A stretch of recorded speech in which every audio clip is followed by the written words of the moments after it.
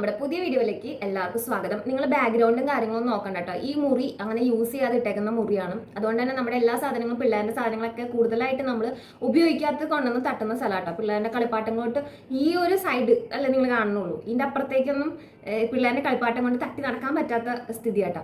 അപ്പം ഞാൻ അതല്ല പറയാൻ വന്നത്. കുറേ നാളെ ഞാൻ വീഡിയോസൊക്കെ ഇട്ടിട്ട് പിന്നെ ഒരേ വീഡിയോസ് തന്നെ വീണ്ടും വീണ്ടും day in my life daily vlog എന്നുള്ള രീതിയിൽ വീഡിയോ ഇട്ടിട്ട് എനിക്ക് തന്നെ ഒരു മടുപ്പ് വന്നുകൊണ്ടും എനിക്ക് വേറെ വീഡിയോസ് ചെയ്യാനുള്ള ഒരു സാഹചര്യം ഇപ്പം ഇല്ലാത്തതുകൊണ്ടാണ് ഞാൻ കൂടുതലായിട്ട് വീഡിയോസ് പോസ്റ്റ് ചെയ്യാറ്. പിന്നെ പിള്ളേരുടെ കൂടെ ചിലവഴിക്കാൻ ടൈം വളരെ കുറച്ചുള്ളതുകൊണ്ട് മാത്രം, അതായത് അവരുടെ കൂടെ ടൈം ഉണ്ടെങ്കിൽ എനിക്ക് അവരുടെ വീഡിയോസൊക്കെ അധികമായിട്ട് പോസ്റ്റ് ചെയ്യാൻ പറ്റും. പക്ഷേ ഇപ്പം എനിക്ക് അങ്ങനെ ഒരു സാഹചര്യം ഇല്ലാത്തതുകൊണ്ട് എനിക്ക് അങ്ങനെ പോസ്റ്റ് ചെയ്യാൻ പറ്റില്ല. പക്ഷെ ഞാൻ അതൊന്നും പറയാൻ വേണ്ടി വന്നല്ല. ഞാനിങ്ങനെ കമൻറ്റിന് റിപ്ലൈ കൊടുക്കുന്ന ഒരാളല്ല, കമൻറ്റിന് റിയാക്ട് ചെയ്യുന്ന ഒരാളല്ല. നമുക്ക് എല്ലാവർക്കും അഭിപ്രായ സ്വാതന്ത്ര്യമുണ്ട്. നമുക്ക് എല്ലാവർക്കും എല്ലാ അഭിപ്രായങ്ങളും തുറന്നു പറയാനുള്ള സാഹചര്യങ്ങളുണ്ട്.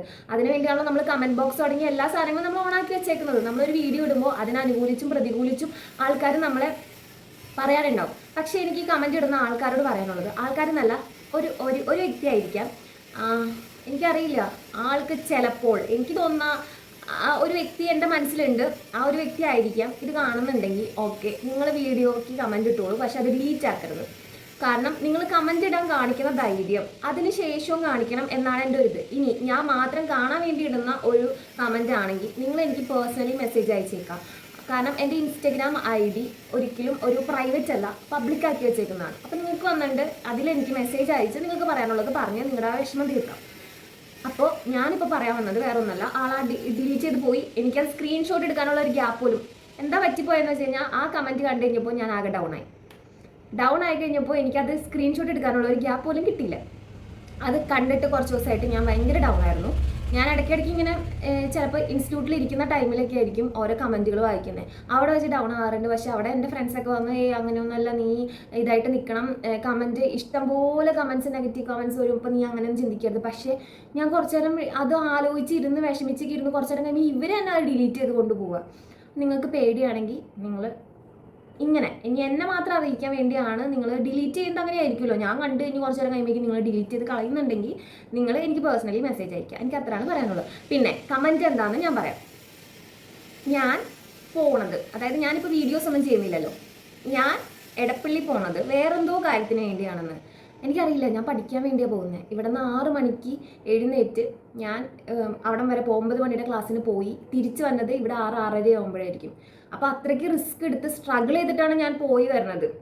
എനിക്ക് എൻ്റെ ശരീരം നോക്കാതെ ഞാൻ അത്രയ്ക്കും വയ്യാണ്ടായിട്ടാണ് ഞാൻ തിരിച്ച് ഓരോ രാത്രി വന്നത്. ഇവിടെ എത്തുമ്പോൾ പിള്ളേരും അങ്ങനെ മറ്റു കാര്യങ്ങളൊക്കെ എനിക്ക് ഉറങ്ങാൻ നേരം കിട്ടില്ല.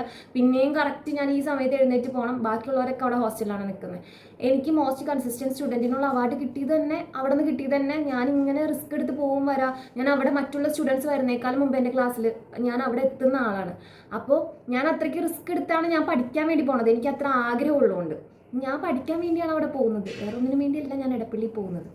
അപ്പോൾ ഞാൻ വേറെ എന്തോ കാര്യത്തിന് വേണ്ടി പോകുന്നതാണ്. ഇപ്പം ഞാൻ വീഡിയോസ് ഇടാത്തതിൻ്റെ കാരണം വേറൊന്നല്ല, എനിക്ക് വീഡിയോസ് എടുക്കാൻ നേരം കിട്ടാറില്ല. ഞാൻ എടുത്തു വയ്ക്കും, പക്ഷെ അത് കംപ്ലീറ്റ് ചെയ്യാൻ പറ്റാറില്ല എനിക്ക്. ഞാൻ എടുത്തു വെച്ച് കഴിയുമ്പോൾ ഞാൻ പിന്നെ മറന്നു. നമ്മൾ ക്ലാസ്സിലെ കാര്യങ്ങളും മറ്റുള്ള കാര്യങ്ങളും എല്ലാം കൂടി ആയി കഴിയുമ്പോൾ ഞാൻ മറന്നു പോയിട്ട് ഞാനപ്പോൾ ആ വീഡിയോസ് പൂർത്തീകരിക്കാൻ എനിക്ക് പറ്റാറില്ല. അങ്ങനെ ഞാൻ എടുത്തു വെച്ച വീഡിയോസ് ഡിലീറ്റ് ചെയ്ത് കളയാറാണ് പതിവ്.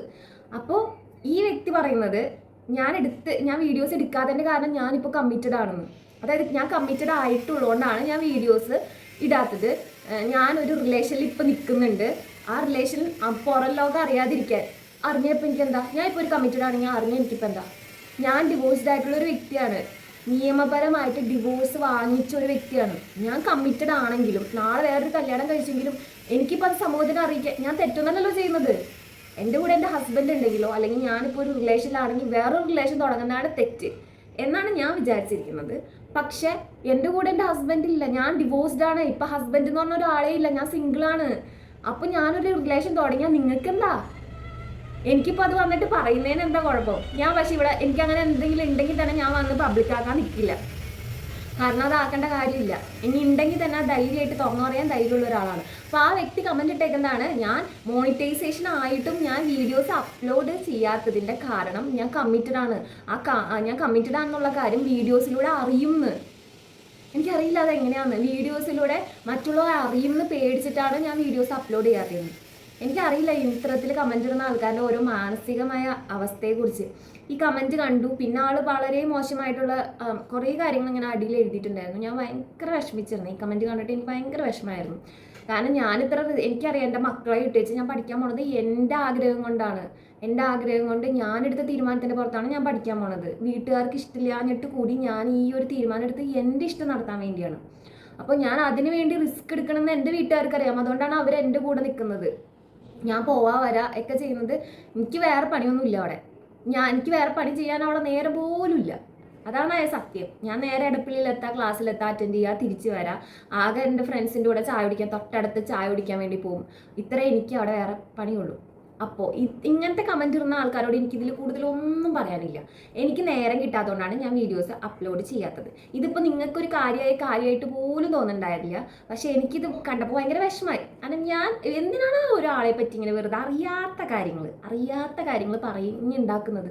ഇതന്നെയാണ് മറ്റുള്ളവരും എനിക്ക് തോന്നിയിട്ടുള്ളത്. ഇപ്പോൾ ഞാൻ പലരും റിയാക്ട് ചെയ്യുന്ന വീഡിയോ എന്താ പറയുക കമൻസിനൊക്കെ റിയാക്ട് ചെയ്യുന്ന കണ്ടപ്പോൾ ഞാൻ വിചാരിച്ചിട്ടുണ്ട് ഇവരെന്തിനാണ് ഇങ്ങനത്തെ ചെറിയ കാര്യത്തിനൊക്കെ ഇത്ര വിഷമിക്കാൻ നിൽക്കുന്നത്. പക്ഷെ നമ്മുടെ ജീവിതത്തിൽ ആ സെയിം സംഭവം വരുമ്പോൾ നമുക്കത് ആ ഫീലിങ്സ് മനസ്സിലാവണമെങ്കിൽ നമ്മൾ ആ സ്ഥാനത്ത് നിൽക്കണം എന്ന് പറയുന്നത് വളരെ ശരിയാട്ടോ.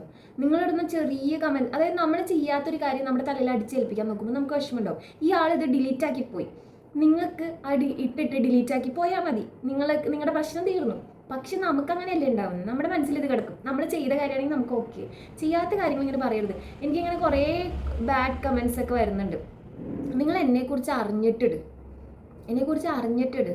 അറിയാണ്ട് നിങ്ങളൊരു കാര്യം ഇടല്ലേ. ഞാൻ ആരാണ് എന്താണെന്ന് നിങ്ങൾ അറിയാൻ ശ്രമിക്കുക, എന്നിട്ട് നിങ്ങളിട്.